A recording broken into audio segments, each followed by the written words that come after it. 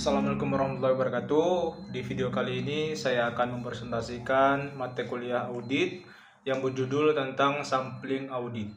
Latar belakang yang berlaku efektif mulai 1 Januari 2022 bertujuan untuk memberikan kerangka kerja yang kuat bagi auditor untuk menarik kesimpulan yang dapat diandalkan tentang populasi melalui pengambilan sampel audit sehingga meningkatkan kualitas bukti audit. Selanjutnya, ruang lingkup dan definisi kunci. Yang pertama itu sampling audit. Sampling audit adalah metode yang digunakan dalam audit untuk menarik kesimpulan berdasarkan analisis dari sampel populasi mendukung keputusan yang lebih efektif dan efisien. Dan selanjutnya poin kedua, populasi mengacu pada seluruh item atau transaksi yang relevan dalam audit dari mana auditor akan mengambil sampel untuk diuji dan dievaluasi. Dan poin ketiga, risiko sampling. Risiko sampling adalah kemungkinan bahwa kesimpulan dari sampel audit tidak mencerminkan keadaan sebenarnya dari populasi yang dapat mengarah pada kesalahan dalam penilaian audit. Selanjutnya, ruang lingkup dan definisi utama, yaitu ada 3 poin. Yang pertama, risiko non-sampling.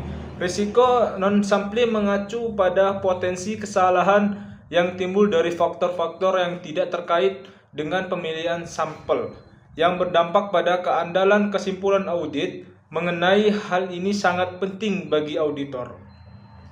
Yang poin kedua, anomali. Deteksi anomali melibatkan identifikasi penyimpangan dari pola yang diharapkan dalam data yang dapat mengidentifikasikan kesalahan atau kecurangan. Analisis anomali yang tepat sangat penting untuk hasil audit yang akurat. Poin ketiga, stratifikasi. Stratifikasi adalah proses membagi populasi menjadi subkelompok untuk pengambilan sampel yang lebih terfokus. Pendekatan ini meningkatkan keterwakilan sampel dan meningkatkan akurasi temuan audit. Selanjutnya, proses sampling audit. Yang pertama itu desain sampel. Itu merancang sampel yang tepat dengan mempertimbangkan tujuan audit serta karakteristik populasi untuk memastikan ukuran sampel yang memadai dalam mengurangi risiko sampling. Yang poin kedua, pelaksanaan prosedur audit. Melakukan prosedur audit pada unit yang terambil dengan cermat serta menangani unit yang tidak dapat diuji dengan menggunakan pengganti atau mendokumentasikan pengecualian yang ada.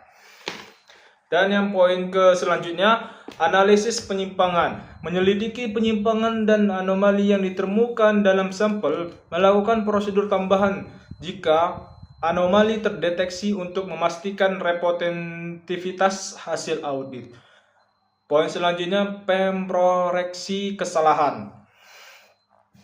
Memproyeksikan kesalahan yang ditemukan dalam sampel ke seluruh populasi untuk menilai dampak terhadap keseluruhan. Estimasi keandalan audit yang dilakukan. Selanjutnya, teknik pemulihan sampel. Yang pertama, seleksi acak. Metode ini menggunakan angka acak untuk memilih unit dari populasi, memastikan setiap elemen memiliki kesempatan yang sama untuk dipilih sehingga mengurangi risiko bias dalam audit. Selanjutnya, seleksi sistematis. Dalam metode ini, unit dipilih berdasarkan interval tetap setelah titik awal yang acak ditentukan, memungkinkan audit yang lebih terstruktur bagi tetap menjaga elemen acak. Poin selanjutnya, pengambilan sampel audit monitor. Pendekatan ini berfokus pada unit dengan nilai monitor yang lebih besar, meningkatkan efisiensi audit dengan memprioritaskan item yang berpotensi mempengaruhi laporan keuangan lebih signifikan. Selanjutnya teknik pemilihan sampel. Yang poin pertama, pemilihan sembarangan. Pemilihan secara acak melibatkan pemilihan item tanpa pola tertentu, bertujuan untuk menghindari bias, tetapi metode ini berkurang memiliki ketelitian statistik dan dapat menyebabkan sampel yang tidak representatif. Selanjutnya, seleksi blok. Pemilihan blok melibatkan pemilihan serangkaian item dari suatu populasi yang dapat menimbulkan bias yang signifikan, terutama jika urutan tersebut tidak mewakili populasi secara keseluruhan. Poin selanjutnya, catatan stratifikasi. Penggunaan stratifikasi dan seleksi berbasis bobot nilai meningkatkan efisiensi pengambilan sampel dengan memastikan bahwa sampel mewakili segmen populasi yang berbeda secara proporsional, sehingga meningkatkan keterwakilan secara keseluruhan.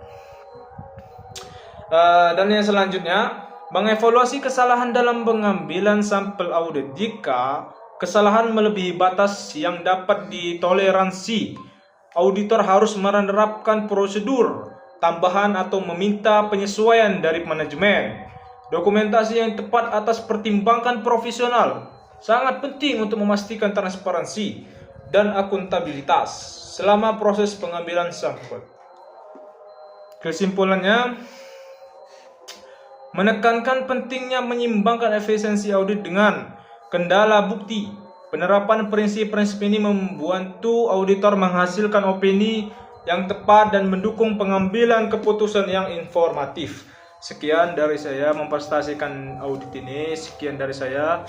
Saya akhiri. Wassalamualaikum warahmatullahi wabarakatuh.